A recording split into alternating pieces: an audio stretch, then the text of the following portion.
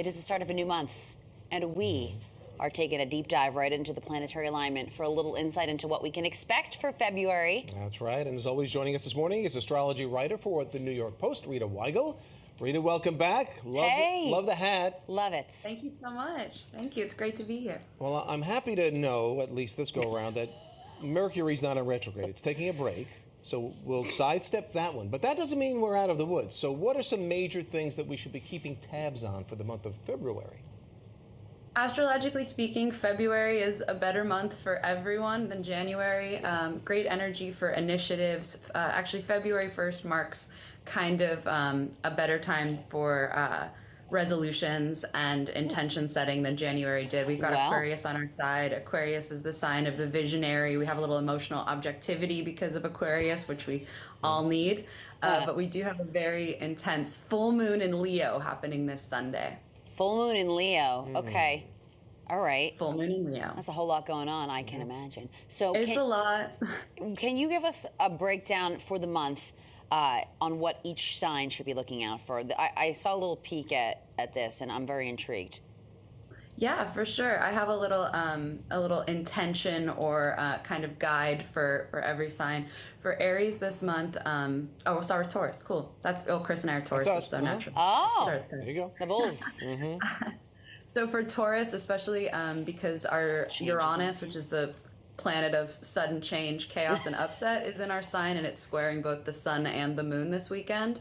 So Taurus is deeply resistant to change. We're a fixed earth sign, but our best bet for this weekend and this month ahead is just to kind of surrender to it and ride the wave of chaos. Kiss it on the cheek. Don't try to grab it by the tail. Oh, easy for you to say. Kiss it on the cheek, yeah, Chris. It means another bottle of wine will have to be opened.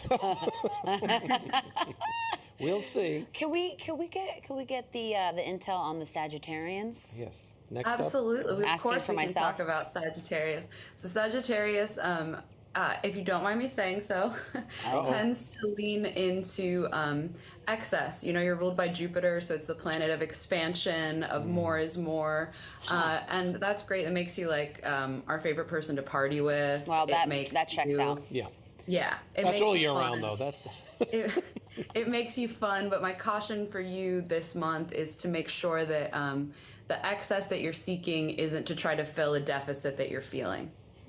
Okay. Remember that. I gotta sit with that for this weekend and really. Let's step through other folks, obviously, who are watching along, different signs. How about Libra?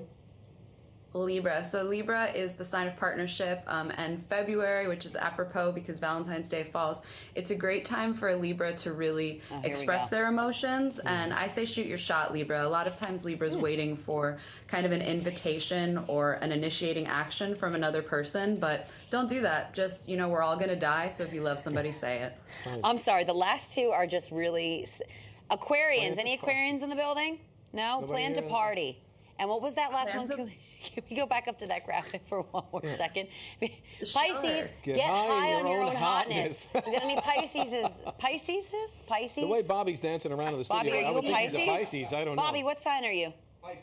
Pisces? All right, well, get high on your own hotness this weekend, okay? No wonder.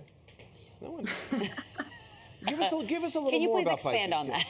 Bobby's very intrigued. Sure. So for Aquarius, the reason that plan to party is your meditation for the month ahead is that Saturn, which is the strict kind of mean dad planet of hard lessons, is giving up its 3-year residency in the sign of Aquarius. So it's sort of like you've gotten your knowledge, you've gotten your hard knocks, and now you can plan a sort of spiritual spring break for yourself, whatever that looks like for you.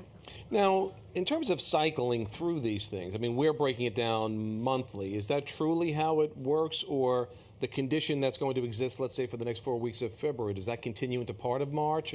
When do things start to change again? Sure. So the planets move at different speeds and through different signs. So for instance, right now the sun is in Aquarius and the moon's going to move into Leo this weekend, but the moon stays in every sign for roughly 2.5 days. So that moon cycle is constantly shifting. And a full moon is always in the sign opposite the sign that the sun is in. So we have the sun in Aquarius this weekend and the moon in Leo, which is why this opposition is why full moons are often so charged for us emotionally, because you've got the sun, which is the self and the sort of outward direction, and then the moon, which is our internal instinctual self. So when those things are at odds, you can imagine it makes for sort of tension, completion, and change.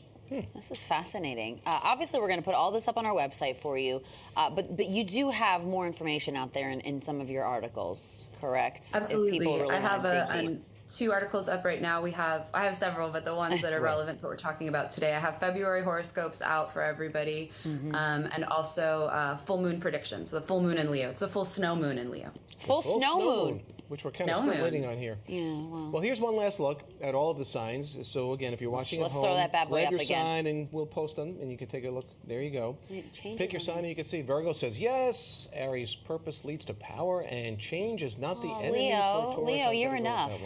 Virgo, You're say enough, yes. Leo? That's my mom and my sister. So, Mom, say yes to me.